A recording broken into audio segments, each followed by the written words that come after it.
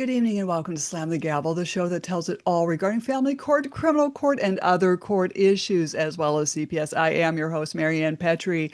You can find me, my books, and blogs on dismantlingfamilycourtcorruption.com. And if you have a tale to tell, you're welcome to contact me there as well at dismantlingfamilycourtcorruption.com. And if you're interested in any t-shirts, you can find Slam the Gavel on Zazzle. Com. Okay, so I've got a brand new guest on. I'm very pleased to have Melissa Strawn on. She is from Weed, California, and she is a survivor with a domestic violence protective order for years, but she's now 2 days away from being jailed. She has one of the most clear-cut cases of judicial fraud. The Seattle judge held her divorce trial without her while she was in the hospital with pneumonia. And then she signed orders fraudulently stating that Melissa was at trial when she really wasn't. She granted sole custody to her ex despite him being legally barred from the kids for 3 years prior. Her ex used easily provable fraud at a trial that Melissa was not at. Now, Melissa had been the CEO of a Seattle tech startup, a well-respected member of the female founder community, and was an accredited investor focusing on women-led companies. And now, all for breaking free from her abuser. She's about to be jailed in 2 days, taking her kids away and her home. And she's not just fighting her ex anymore. There's a corrupt judge trying to hurt her before she can expose her. And this is, I know I'm going to mispronounce the judge's name, Judge Ramperton or something like that. Rampersad, yeah. Rampersad. So now this judge apparently wants to grant a special master as well to sign over the deed and sole separate home. What is going on out there in this country of its own, California? Yeah, well, the interesting thing is that I've been in the kids and I have been in Weed, California for over 3 years. But my ex fought tooth and nail to keep our dissolution case up in King County, Washington, which is where I fled.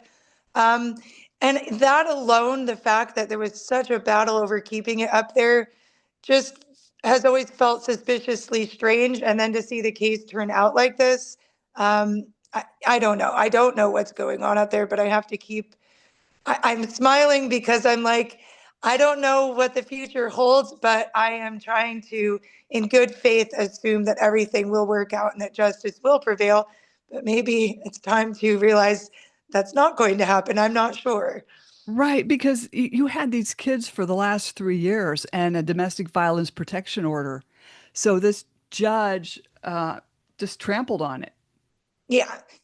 It's the thing in my case is that I followed all the rules. I followed all the advice. I got the protection order. I meticulously, organized evidence. I prevailed under probably over a dozen different judicial officers, commissioners, judges.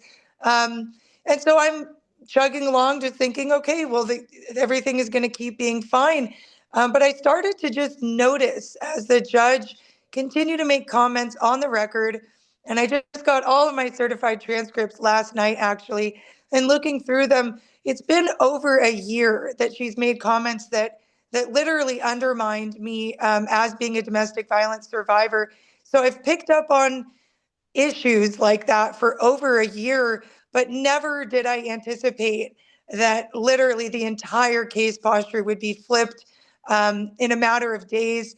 And I mean everything. Like they're now trying to say that he's a victim of domestic violence, and that the kids need to be protected from me. And it's like I guess one of the most interesting things is it's that in December 2024, we had my domestic violence protection order renewal hearing, where my ex stated on the record that he wanted to reconcile with me. And only 3 months later, he was telling the court, I'm a danger. They've got to get the kids away from me. And so, again, it's this clear cut Darvo, um, Yes. clear Y- cut to me.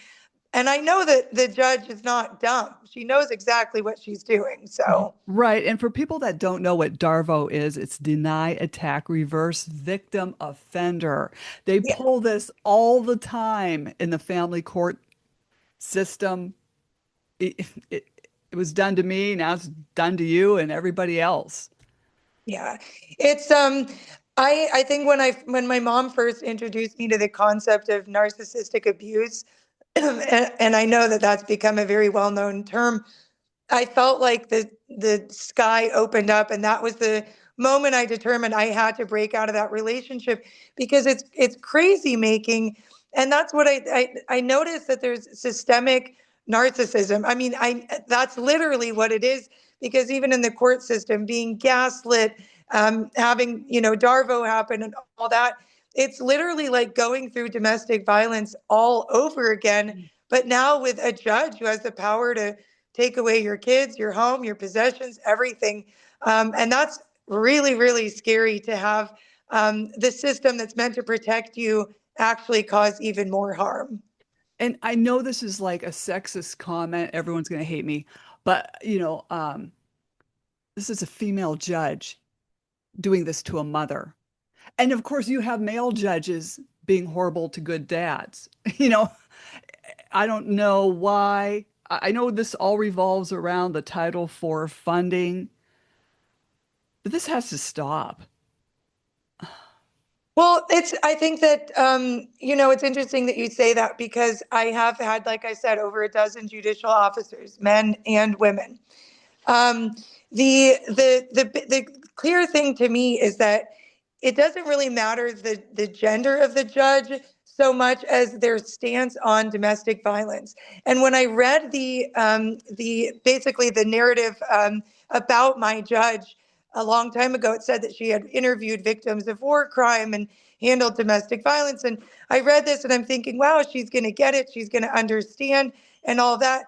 But the way that she has treated me has been filled with such victimization and honestly just hatred, I mean, contempt. And I think that she has this animosity toward me because I'm willing to stand up for myself, because I'm Mhm. fighting so hard to protect myself. And it kind of reminds me of that concept when I was a part of the female founder community. There was this concept that some women founders did not, they recognized that there was only maybe one seat at the table for a woman in the investor table or the founder table. And so they'd kind of elbow out other women from the community. I did see that very minor in the business community, but for the most part, the court should go by evidence, facts, procedure, and law. In this case, that's all been tossed out the window, and it's honestly just turned into lawlessness. So it's confusing, but again, I have to take it in good faith that everything eventually will work out because it's reached a point where it's not law anymore. It's not. No, no, it's not law. They're not observing the Constitution at all. They're not Correct. following that. I, I just I just feel so bad that she is doing this to you and you should not be going to jail. Plus, you weren't even at that hearing because you were in the hospital with pneumonia and they do this stuff all the time.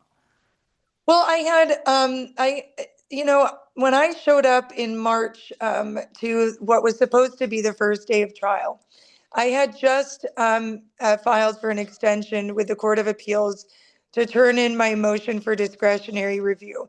Um, so my point is that I could tell that the judge had granted the renewal of my protection order in December. She granted the renewal, but she didn't want to. She granted the renewal itself, but then set it up so that my ex could prevail at trial. So I think that part of the reason of why she just declared that I wasn't present at trial, held a one-sided trial, and then entered these scorched earth orders is that she knew that I had already reported her misapplication of the law, that I had complained about her abuse of discretion. And then I'll also say my ex's attorney, as part of his exhibit for trial, he had submitted a lengthy complaint that I had written to the United Chief Family Judge that listed out the ways that Judge Rampersad had violated the law. And so, really, my ex's attorney, I'm just going to say it, painted me to this judge as a Karen, okay? Yeah. As someone who's, Your Honor, she's complained about every professional in this case. She's even complained about you. And it's like, well, of course I have. You violated the law. So basically, because I'm not willing to go down easy and just take the systemic abuse, I'm being looked at as I'm the problem, which is really twisted. Exactly. I'm glad you mentioned that. It seems they're all doing that because even in my family court hearing, I was up on the witness stand and the opposing counsel said, "Well, you reported me to the, judicial what or board of Review whatever it's board. called in Yeah. Pennsylvania. It's not worth Yeah. wasting my breath." And he said, "You reported my wife. You reported the OCY caseworker. You even reported Judge Sambrook." And he said, "Are you going to report me today?" And I said, "Well, let's see how you do today." Then Wow. he said, "You even reported me to and I interrupted him. I said, "The Honorable Thomas Wolfe." And he made a fool of himself. You'll love it. He always used hand gestures. He leans back while he's standing. "Who is this Tom Wolfe?" And everyone bust out laughing because he was our newly elected governor. Oh my And God. so the transcriptionist who is typing, she's looking up at me at the witness or stand, and she's smiling like, "Yeah, you got him." And I couldn't hear because there was such a roar of laughter. He went and sat down like a fourth grader in his little seat with his arms crossed.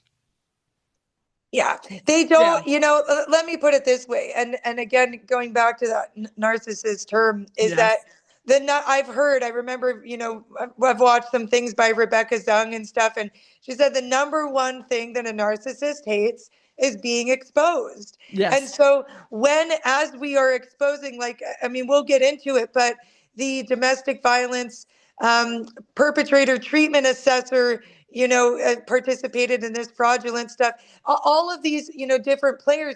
And so as I continue to expose them and expose them and insist on accountability from these oversight committees and stuff like that, what do they need to do then? They need to call me crazy. They need to Yes. say that I'm the problem, that I must have substance use issues, which is so ironic because one of my complaints is that I turned in my substance use evaluation and my ex did not. But now I'm being ordered to provide another substance use assessment, even though the Judge Rampersad denied my motion to compel his court-ordered substance use assessment that he was ordered to provide a year and a half ago. So as we can see, it's when you are exposing fraud and corruption, they've got to go for your credibility like it's your jugular. Because if they don't, again, what are they don't want to be exposed, right?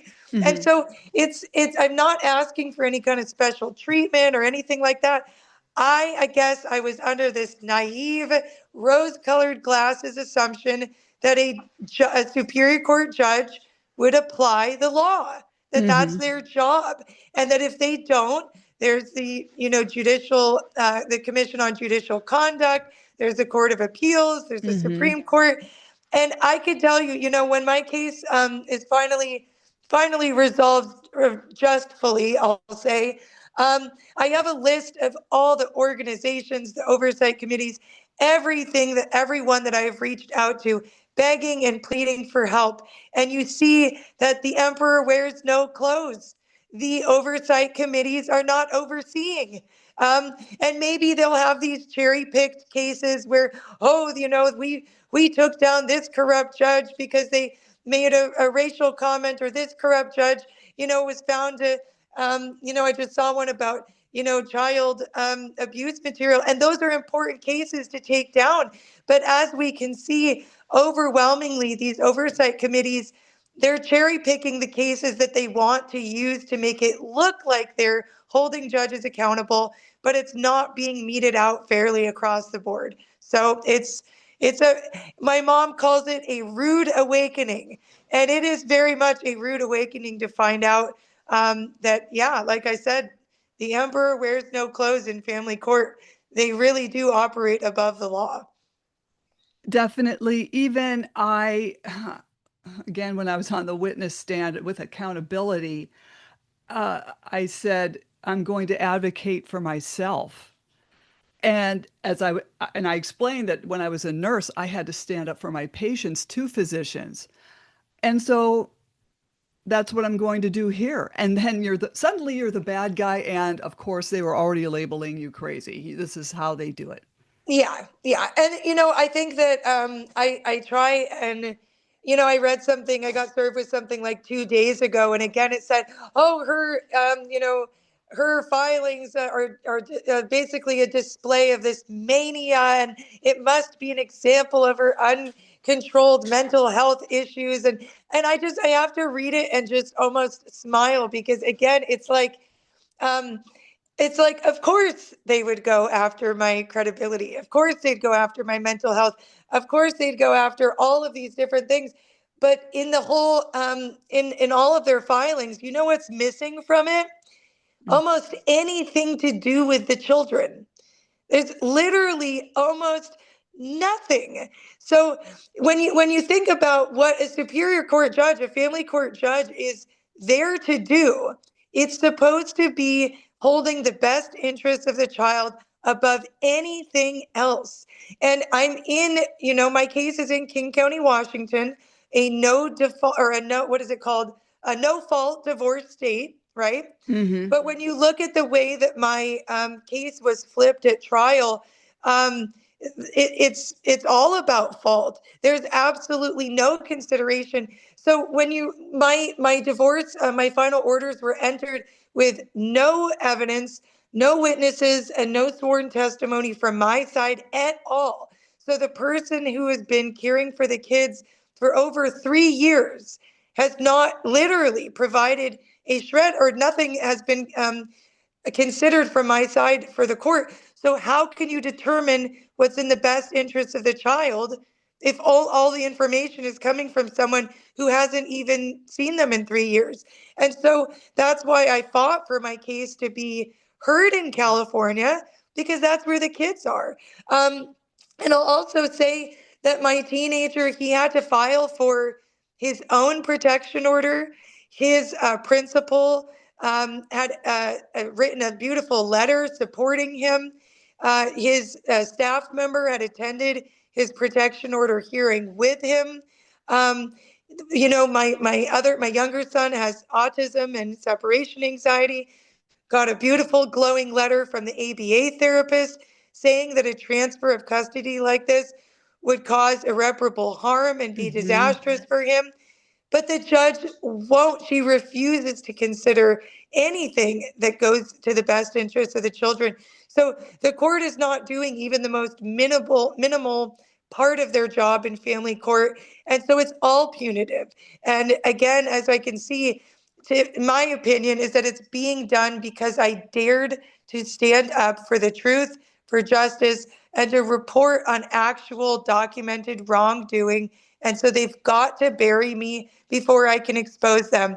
And that's why I was so grateful to you, Maryann, when I saw I've been watching your podcast for a while, but when you reached out to me the other day and we connected, I thought, okay, if I do go to jail in 2 days, at least something will be put out in the public, so that the public can start to look at this. If the oversight committees won't, then let the public make a decision on if this judge's actions are okay, or if it needs some type of review. Even if it takes the public reaching out to the governor, Governor Bob Ferguson. I've reached out to him multiple times in the state of Washington. I can't get a response from somebody who has the power to stop this judge. And so let the public do what they will with the facts when they see it, because I am committed to some type of justice happening here. I'm so glad we did connect because our cases are similar. And I was looking at my analytics, and my podcast was even heard in Switzerland. Oh, So it's all over the place. England, France, Switzerland.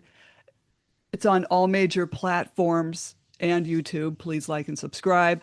But your case needs to be heard now. And I'm glad we did talk yesterday. We had a great conversation. And this is very dangerous when they put people in, do you want to call it debtor's prison? Why, I mean, like, why are they putting you, why is she doing this? well, that's a really good question. It's not debtor's prison at all. It's actually, if you look at the reason why I'm being considered for contempt, it's because I got a protection order for the kids instead of handing the kids over to my ex. Now, I want to clarify what handing over the kids actually means in this situation. Let's remember, the three kids, even though I'm a mom of five, I have two adult kids. Um, the three younger kids are the ones at issue. I have an almost 16-year-old and then twin almost 9-year-olds. Okay. So my ex, the trial ended on June 10th without me. Mm. My ex's attorney had submitted his draft of the final orders on June 12th. Now, that it's interesting. I want to lay this out real carefully here so that people can see why or how this played out. The judge had continually allowed my ex's attorney to draft her orders. And I know that's a standard practice, and usually that's not a problem. In this case, my ex's attorney, Christopher Levitt of Redmond, Washington, he sent the draft of the final orders on June 12th.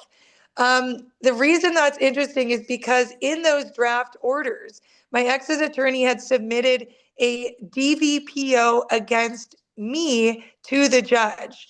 So the judge didn't sign it, but I want to say that on June 12th, the kids had a supervised Zoom visit with their father.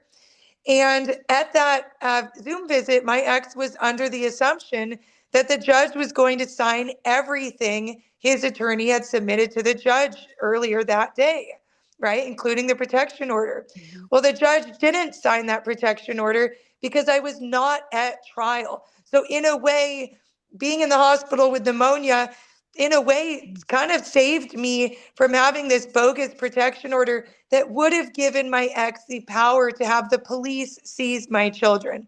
So at that Zoom visit on June 12th, my ex showed up with this pompous ha ha ha, tell the kids, I'm taking you away from your mother. I'm coming down there and I'm setting the record straight.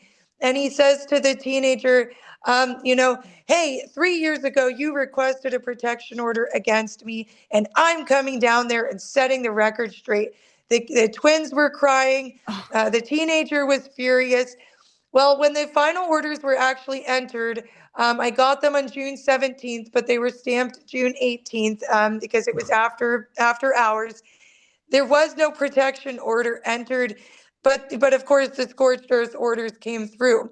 And so my point is that to me, the fact that their father was willing to show up to a visit, assuming that he had just been given the power of this judge to sign over anything that he wanted.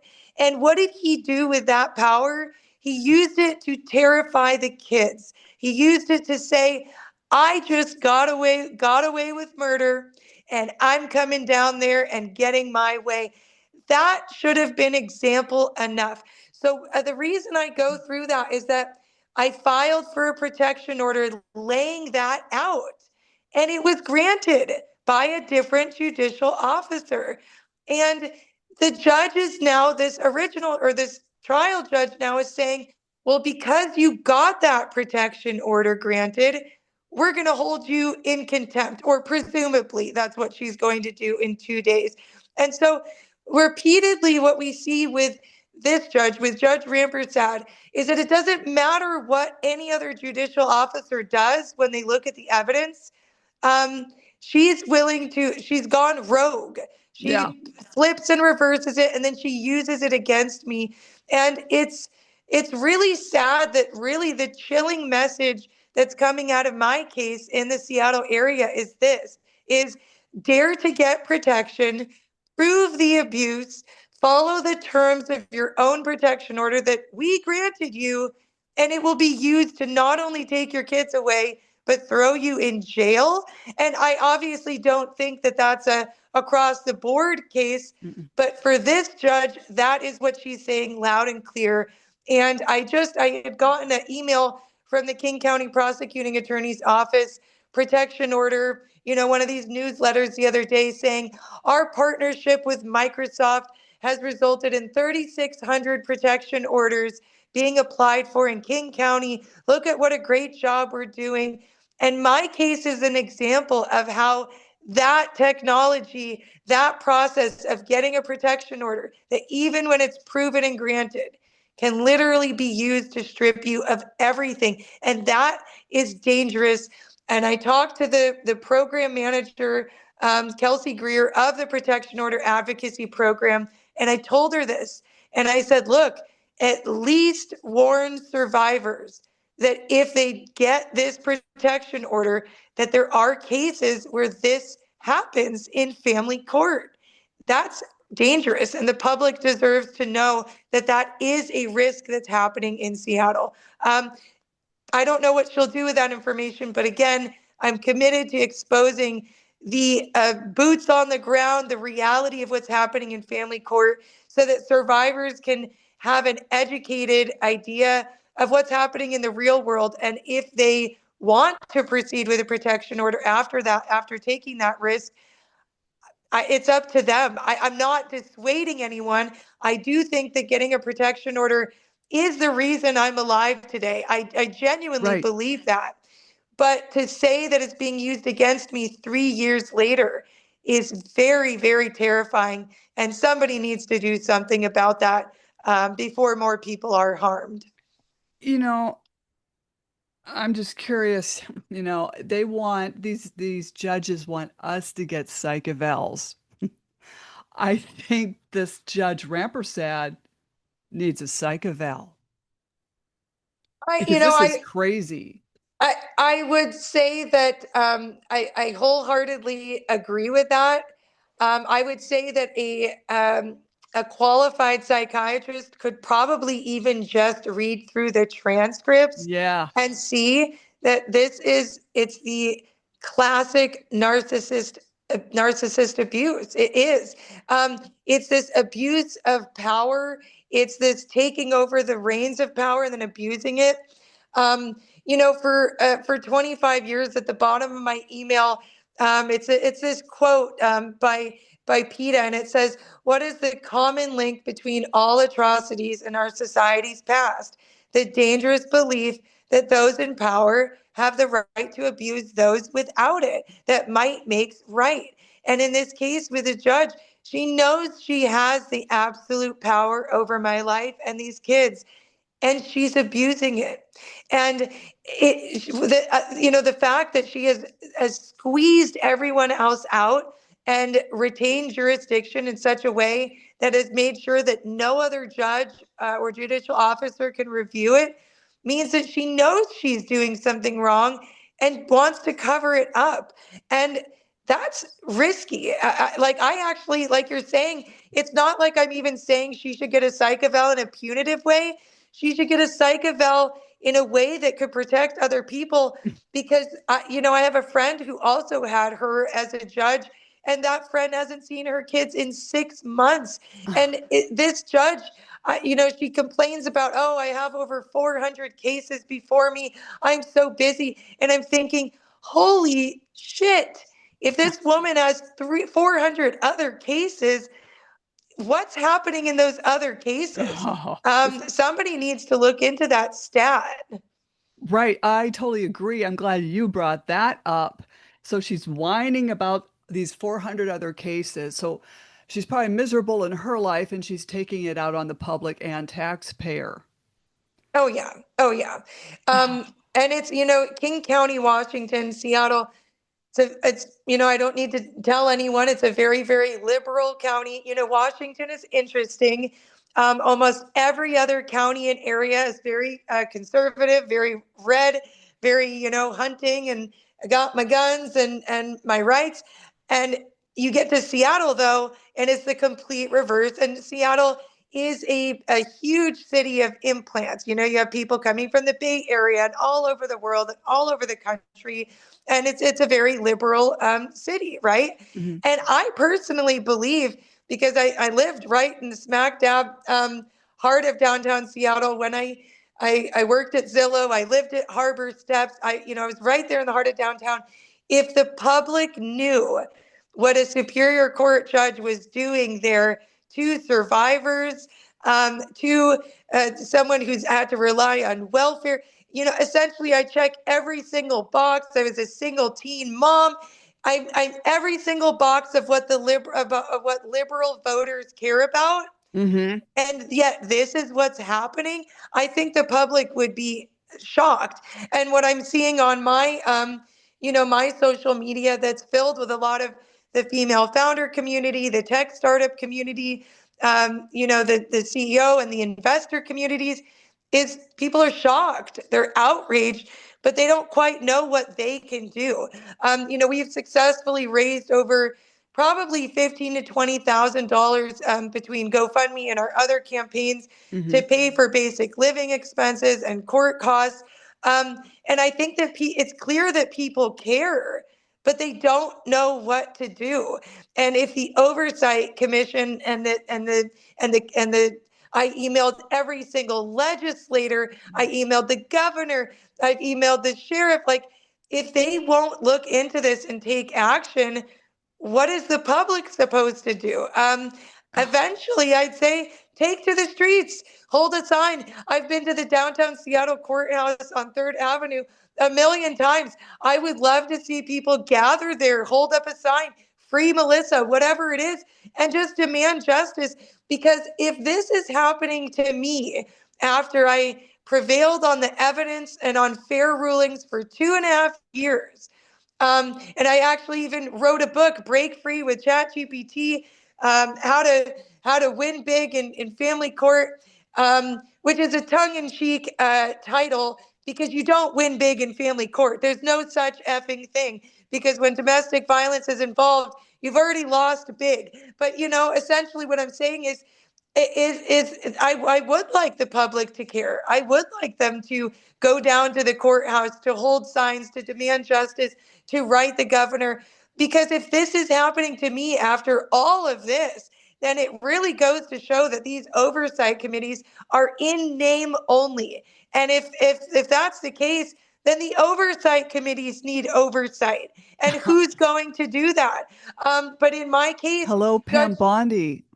yeah, exactly. Or Governor Bob Ferguson or anyone. But I just want to say that if the oversight committees don't have any oversight, then we're all effed. I'm sorry, but we're all effed, Yep. because at the end of the day, if it's all just lip service, right? Then what are people supposed to do? What are voters supposed to do if their elected officials literally won't even take a look into clear-cut corruption?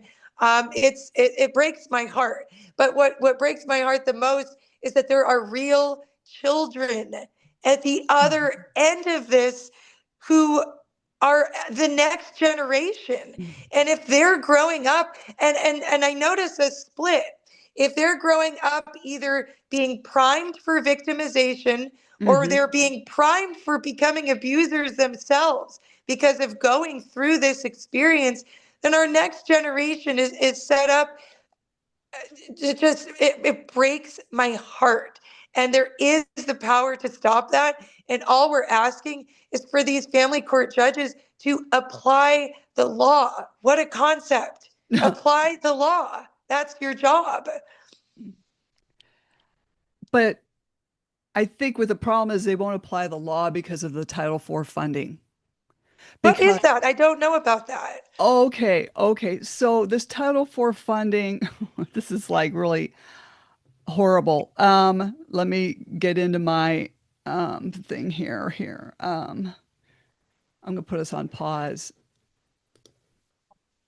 Okay, so what this Title 4, well, we'll say D because Title 4D is child support enforcement. And it's of the Social Security Act, but it's the financial backbone of the family court system. Under Title 4D, states' courts are reimbursed by the federal government for every dollar they collect and enforce in child support. And these courts make money from creating and enforcing child support orders. So, these dollars are matched, and what we've got is a $60 billion a year business. So a lot of that money, and I looked it up, where does it go? It goes into grants, it goes into getting the streets fixed, and it also goes back into the judges' pensions. Okay. So really it's I've noticed a trend. If the public's funding is going toward sustaining these organizations or whatnot, then it's a self-sustaining organism, if you will. And if that organism is creating abuse and operating with corruption, then of course they don't want oversight. But I want to say two quick things that came to my mind when you talked about that, because I haven't heard of that in name, but I understand the concept. I noticed something, uh, and first of all, I want to say that in my case, they would not enforce child support. So I do find that very interesting that this judge is even operating against something that would be financially motivating for her, which is interesting. But I want to say, we grew up very, very poor. I grew up in the Bay Area, Santa Cruz, California. We were on welfare my entire life, public housing, all of that. And I noticed something, I'm an 80s baby, and I noticed something around the time of Bill Clinton, right? They had this big welfare reform, right? Mhm. And that's when they started attaching child support and dollar signs to kids' heads. And I noticed a shift around that time where, I mean, I guess regardless of where you stand on welfare or public support and things like that, it doesn't really matter. What matters is that dollar signs are attached to our children's heads, Right, and that's dangerous. And so when you have in business, right, you always think about alignment. When what you want is aligned with what somebody else wants, you get this synergistic effect and you can take off really fast and create a lot of growth, right? So when you have this alignment of taking kids away, um, having a punitive system against survivors, they're making money on both sides, because what you get is you have all this Violence Against Women Act money going toward millions and millions of dollars going toward sustaining these huge domestic violence organizations and nonprofits. So there's a lot of money there, but then there's a lot of money on the other side of taking kids away from protective moms. So hmm, regardless of how you slice it, the system is sustaining itself regardless of which side they fall on, and who falls through the middle but the children. And right, so I can't pretend that I have the answer, but I can say that there are real, like I said before, there are real lives at the end of this. And so it at least needs to be looked into. But I'm very glad that there's a term that's associated with it. But I did want to actually say real quick, in my case, um, what's very interesting is that Judge Rampersad just signed orders that um, effectively rob the state of California from getting reimbursed from the welfare that the kids and I have had to rely on due to my ex willfully violating the child support orders. And I find that interesting too, because you're right, the states do have the power to get reimbursed. They do have the power to get money from enforcing child support. So why would the judge not even want that? Um, I, I don't. The only answer I have is that there's corruption that she's trying to hide. I don't know what the answer is, but right. wow. I think something's being hidden or she's being paid off, or somebody knows somebody. You know, it's not who you know, it's who you BLOW. Wow, I've So, never. Hey, you know what? Yeah, I mean, yeah, speaking of Bill Clinton, right? No, it's just, yeah, that's, right. I will say that so my ex, I'll just say, let's just talk about who's up against who real quick, okay? Again, I just I like the way that this sounds, right? You have single teen mom who grew up on welfare, who, had this rags to riches story, who started her own company, became an accredited investor and a successful female founder and all this stuff, right? And then now being buried and ambushed by a Superior Court judge and utterly destroyed and ruined. And who is my ex, right? Hmm. You have grew up extremely wealthy and powerful, has supposedly a genius IQ, at least that's what he told me, went to the Ivy League school, University of Pennsylvania, has a master's degree from Drexel Business School, has typically earns over $500,000 a year, has worked for companies like, Google, Zillow, eBay, Moz, you name it, all the big companies, right? And whose parents have, I mean, millions upon millions of dollars, and who, I'm just going to go there real quick. I'm going to go to politics real quick, who they are on what I would call the radical left. And I don't even have the time to be political, honestly. I'm just against corruption and for people who want to stand for what's right. But my ex's parents are a part of what I'd consider the radical left. And what I mean by the radical left are wolves in sheep's clothing.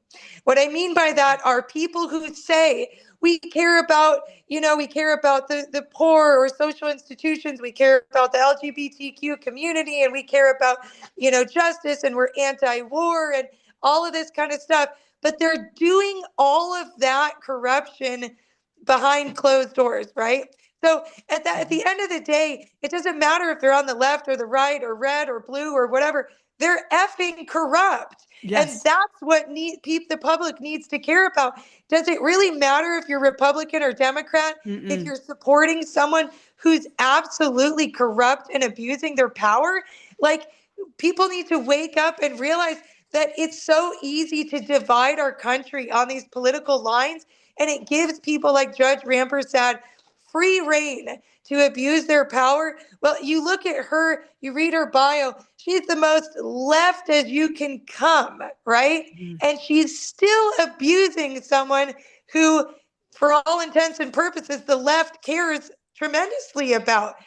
Look at that and ask yourself, what's going on there? Wake up Mhm. and at least look into it. And I think that they're relying on the fact that people don't have time. They're tired, they're overwhelmed. So I don't know if you know, or if you have any thoughts on the whole political thing, but I did notice that in Seattle, especially, and wake up Seattle public to this, please.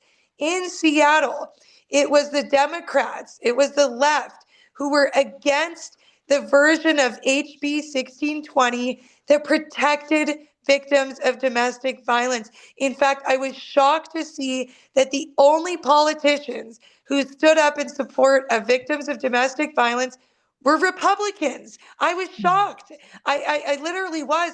And so, again, you have these politicians who are blue through and through, who are abusing their power and abusing victims of domestic violence. And if the public can't wake up and see that, it's not going to change. And now Mm-mm. that HB 1620 is in effect, after July 1st, 2025, we are going to see a windfall of cases where victims of domestic violence are utterly destroyed by Superior Court judges, because what HB 1620 did is it replaced mandatory restrictions on parenting plans when domestic violence is around, and it replaced it with judicial discretion, which means survivors cannot have a guaranteed right to appeal anymore, because everything falls under the umbrella of judicial discretion.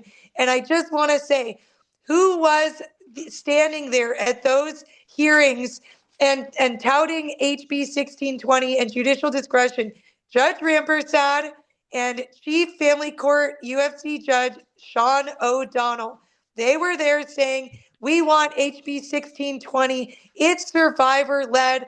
All of the DV orgs are in support of this. Vote yes. The Republicans were on the side of survivors. The Democrats were on the side of judicial discretion. And the bill was sponsored by the Washington Judges Association. And it passed in a way that gives these judges unchecked power. So watch out, Seattle. Watch out, Washington. Victims of domestic violence are about to be utterly buried by corrupt family court judges who literally just granted themselves excuse from oversight from the Court of Appeals. I think that's already happening to you now. I think maybe this thing could be in motion already now. Look what's happening to you. Well, it is, but you know what's very interesting, okay? And this is where my ex's attorney says I'm a conspiracy theorist. Well, Mr. Levitt, it's not a conspiracy theory when it's an actual conspiracy, okay? Right. But here's what's interesting is that this Judge Rampersad pushed through for a one-sided trial when I was in the hospital only a few weeks before HB 1620 took effect. You want to know what my hypothesis is? It's because she needed to make it so that at trial, if she made new findings of abuse against me and called me the domestic violence abuser, even though I'm still a protected party on a domestic violence protection order, and she called my ex the victim of domestic violence, then she had to put the restrictions on the person who there was a finding of domestic violence against. So what she did is she put herself in this perfect triangle, right? Of, well, I found that Miss Strawn is an abuser at this trial that she can't defend herself against. So I have to grant or I have to enter restrictions against her, right? Mm. And now, of course, post July, now she could have used her discretion to not do that. So what's very interesting and what I really do hope comes out of my full appeal is that the court will see, wait a second, you were holding a trial during a time when there were mandatory 191 restrictions required, when there was proven domestic violence. But instead of making that finding that because I had a long held domestic violence protection order, instead of making a finding that I needed there to be restrictions against my ex on the parenting plan, she literally flipped the entire case. So I just, all I'm asking for, not any special treatment or anything like that, but my case is so clear cut that if you can't see it in my case, then you're refusing to see it. It's as simple as that. I think she's seeing dollar signs somewhere. Well, if you want me to be real conspiracy theorist, I think she's I seeing think. dollar signs from my ex's extremely wealthy parents who donate to the Democratic Party over and over. Now, Manka Dhingra, very, very left, very, very blue, very Democrat. Manka Dhingra supported this bill giving unlimited judicial discretion. So sadly, if you look at what's going on in Seattle, is you have all these wolves who have pranced through in sheep's clothing and come to liberal left Seattle and said, oh, we're protecting survivors. No, they're not. Pull the wool over or off of the public's eyes and you'll see that what's going on is a bunch of really, really corrupt, evil people have taken over the liberal public in Seattle and pranced in there wearing sheep's clothing and have literally gotten away with murder. And actually what I wanted to say also is that Washington just experienced the most extreme form of how these domestic violence cases can turn out with the Decker case, right? And Yeah. I had reached out to Sheriff Mike Morrison, the sheriff who led the manhunt against Travis Decker, the man who literally murdered his three little girls in Washington only a few months ago. And I reached out to him. Now, again, Washington is divided. Sheriff Mike Morrison comes from a very, very red and Republican side of the state. And he reached out, he emailed me back with the most overwhelmingly supportive message, but said, of course, he doesn't have jurisdiction to help me. But what he did do by responding is he validated me. This sheriff has seen firsthand what that fathers are willing to literally murder their own children during custody battles. That's what he saw firsthand. And I took that email and I forwarded it to my local sheriff in Siskiyou County, California. And I got a response. And so the reason I bring that up, and I got a response saying that they want to help. And the reason I bring that up is that find somebody who's willing to look, find somebody who's willing to support you, find somebody who's willing to see through to the truth, and then try and use that support to find others. There are people out there who are willing to look through to the truth. And I know, above all else, I have a record-shattering background in inside sales. I have a professional history of doing cold calls and sales calls and calling 80 to 100 people a day. I have used those sales skills to pound the pavement and look for anyone who's willing to to listen, and to provide assistance. Find those few champions and use that to find others, because I know it's a lonely road, but once you get those few who are willing to look into it, and once you use that to help you find others, there are people who are willing to say, hey, wait a second, what is going on here? So please, to survivors who are listening to this, don't give up.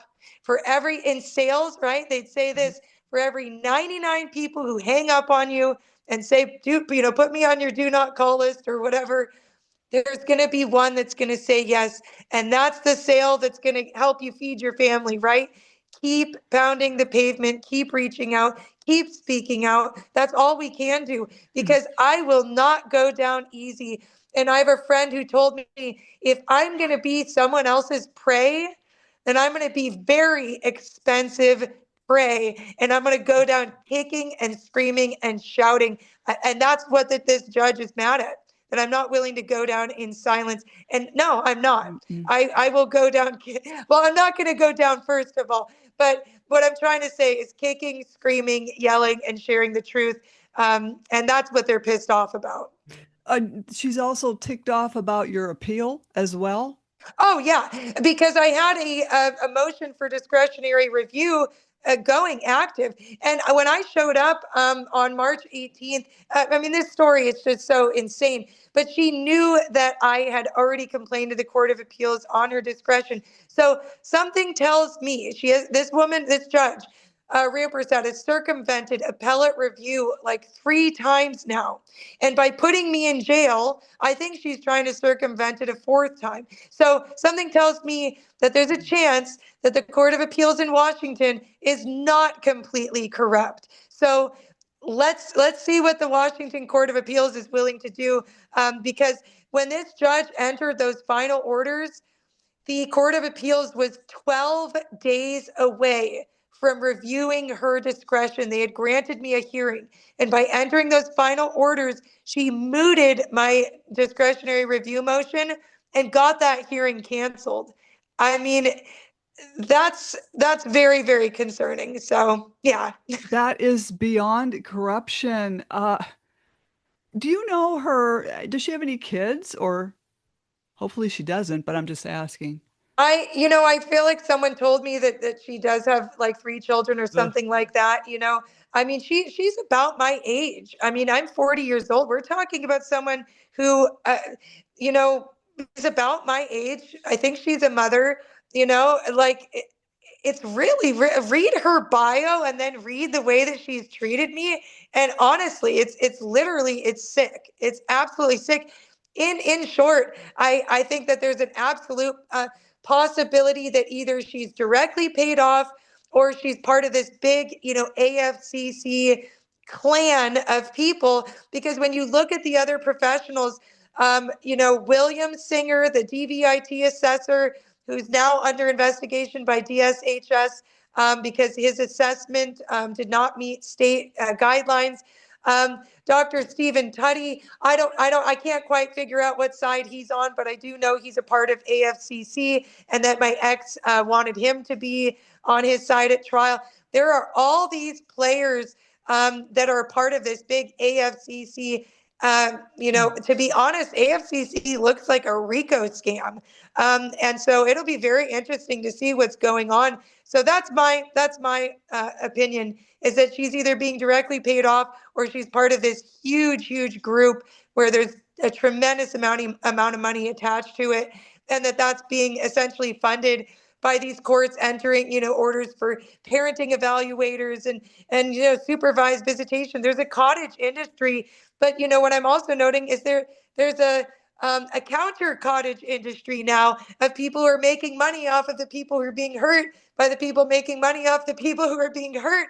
And it's like, at the end of the day, we just want to go on with our lives and be moms or dads and protect our children. We want to be parents and we want to go on and live our lives. And these people see cha-ching, cha-ching, cha-ching. The more conflict that goes on, the more money they make. And it's sad. The AFCC sponsors our family wizard. You're kidding me. No, Oh, well, then I they have access to all our personal messages too. That's I scary. I Oh, also heard they can alter those messages. That's what a guest told me on a podcast.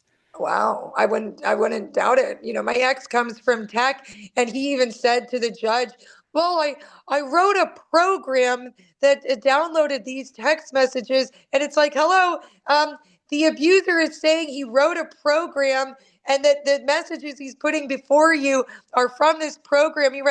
Don't you think he could have changed them, and that maybe the victim should be there to at least verify that those messages are indeed true and correct copies of, yeah, oh, it's just, Oh it's my insane. It's gosh. insane.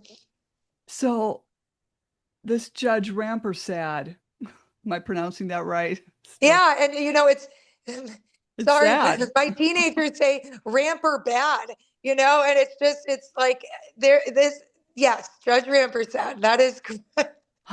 Oh my God.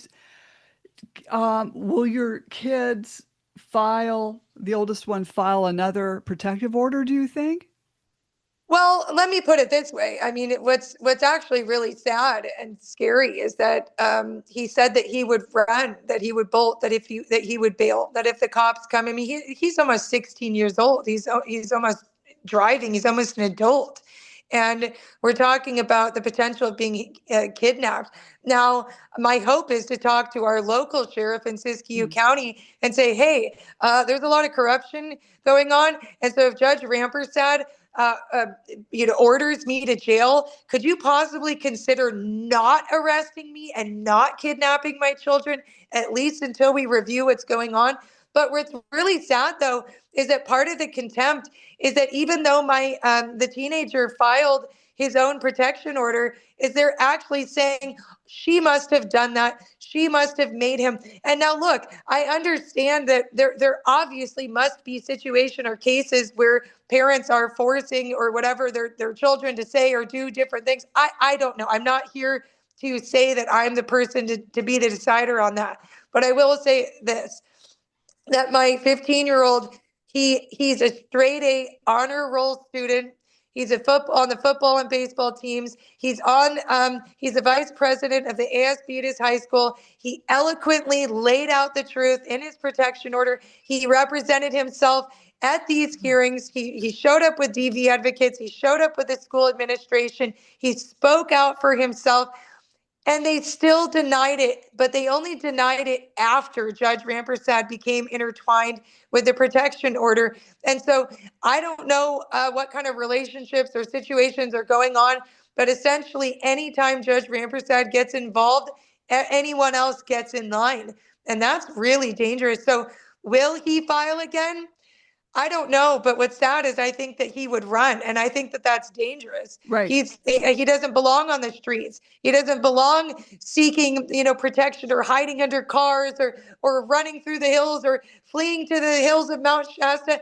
He does not belong on the streets. He belongs in his home. And Right. that's scary when the courts won't even look. We were told that he was old enough to file for his own protection, and he followed that. And they're now using that against his mom. I mean, that's sad. That's what does that say to youth who are old enough and have the wherewithal to fight for their own rights or protections? Is that's going to be used against them too? It's sad. And also, as you said, he may run. So, Judge Rampersad, if anything happens to him and he runs off, she would be liable. I know they have immunity. I'm tired of hearing that. But when there's fraud on the court, I'm not a lawyer, I can't give advice, but I've been told when there's fraud on the court, that immunity goes away.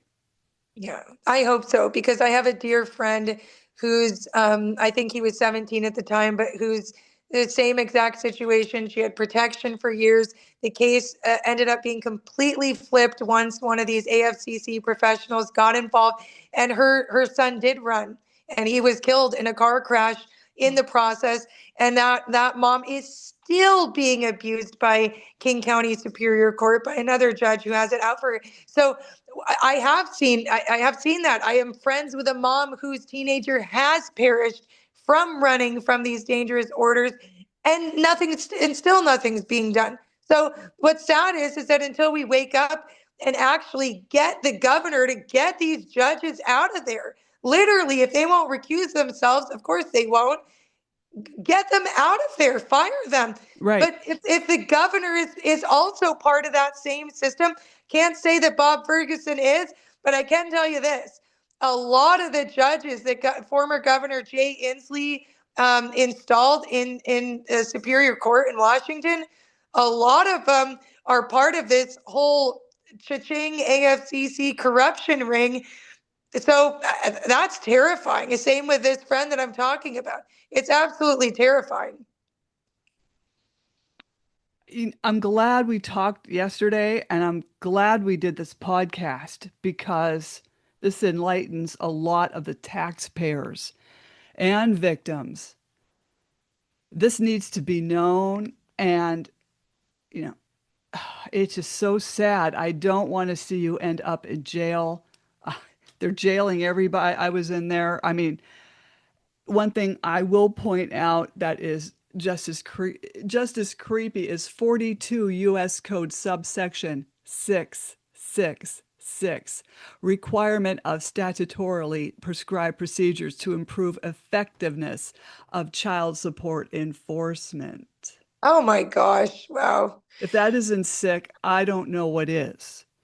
And what she's doing to you has got to stop. Well, I'll tell you, Maryann, though. Listen, I will never gamble with my own children. I will fight tooth and nail to protect them. But I'll tell you this: if they put me in jail, that is going to backfire big time. So I do have really severe health issues, actually. So if I can physically survive being in jail, and I hope that I do, because there's a chance that I might not. I've had 10 surgeries, I've had emergency surgeries, and all these health problems. Mm. But if I do go to jail, it will backfire so much that, you know what? Bring it on, Judge Rampersad. Bring it on, because the truth is on my side. The law is on my side. I have cared about social institutional reform since I was 10 years old. Bring it on, because I am done looking around and seeing corruption. I'm Right. done looking around and seeing people in power abuse those without it. I don't care whether it's on the left, right, up, down, middle, whatever. Corruption needs to be rooted out. And so if the good Lord wants me to play a role in that, bring it on. Also, I will add that this would make, if she sends you to jail, this will make her a child abuser, child psychological abuse, because she may not be aware of the ACE score, Adverse Childhood Experience score. And if you pull that up, you can Google it, right? And I think it's 14 to 16 questions. One is, are your parents divorced? Have you had a parent that was incarcerated? And all of these things, and if they have a high score, because all my kids have high scores, thank you, Judge Sambroke and ex-Judge Elizabeth Kelly. Uh, they have my kids have high scores, which means, it will lead to an early demise. Well, and they knew, when HB 1620 was going on, Representative Dan Griffey, Senator Fortunato in Washington, they brought up the ACE score. They know this. They were warned of this. The judges were warned of this. Jamila Taylor, who was honestly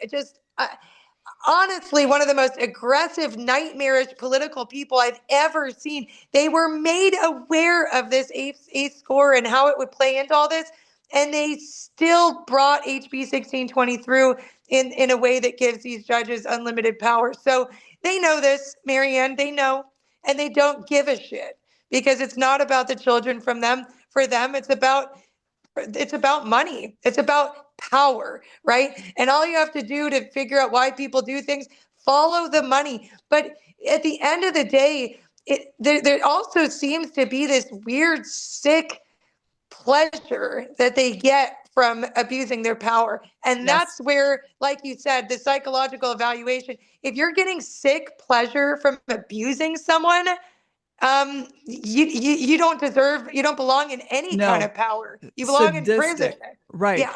You mentioned before I let you go, I could talk to you all day, but your ex has a high IQ, and unfortunately, so does mine. And being a vice president of a British company, however, they should have massive psych evaluations because they have found that these people with these high IQs have these sociopathic tendencies and narcissistic traits. It could Yeah. even be the dark triad of narcissism. And it's just very scary that we've got all these personality disorders out there and they're preying on people that are nice, kind. That way, that's why this court system is not broken. It's a well-oiled machine so they Yeah. can churn out more families and kids and destroy more lives. So years later, those people will end up in family court. Well, I often say, Marianne, I say if my case was about, Joe Blow, the local guy who slapped his wife around and ended up in jail, my case would have been case closed, done a long time ago. I've seen that. The fact that my ex is very wealthy, very intelligent, very powerful by way of his parents and all that other kind of stuff, that's why he's able to do this, because he's aligned with other people who are very wealthy, very powerful, and all that. So, what's really sad? I'll end on by saying this. What's really sad is that in our conversation, we barely even touched on the abuse I endured over 7 years at the hands of my ex, and we focused on the 3 years, or not. We focused on the abuse I've endured at the hands of the system that's set up to protect me from that other abuse. That's pretty sad. That's pretty sad. Right, right. And I hear parents say, well, don't blame your abuser, blame the judge. But still, the abuser has to be held accountable too. Yeah. They could stop this. If my ex decided to fire his attorney or close the case or not enforce the orders or sign different orders, my ex has the power to put a stop to this. Instead, what is he requesting? That I be completely robbed of my house, that I be in jail, that my children never see their mother again, that she loses her vehicle, child support arrears, her credibility, her ability to ever file a court case again. My ex is the one who could stop all those things, and he's choosing not to. So, Right, yes, even though we can talk about judicial corruption all day long, there is still that person behind that. And anyone who would be willing to do that to the mother of their children, not a safe dude, okay? right. Not a safe person. Definitely. Now you've got to gofundme.com/Melissa Straw, which I will put in the podcast notes. And your email is wakinginweed@gmail.com. And I will put that in the podcast notes. But hey, don't jump off, all right? Okay. Okay. Thank you, But Maryann. anytime. Slam the Gavel is a podcast to help the public understand what really goes on in these courtrooms. I'm your host, Maryann Petri. You can find me on Spotify, YouTube. Please like and subscribe, Apple, iTunes, iHeartRadio, Google, Spreaker, other platforms I don't even know about. Again, feel free to buy me a coffee to help keep this podcast going. Thank you, everyone, for listening in and hearing this story that every taxpayer needs to know about. Thank you. Thank you, Maryann.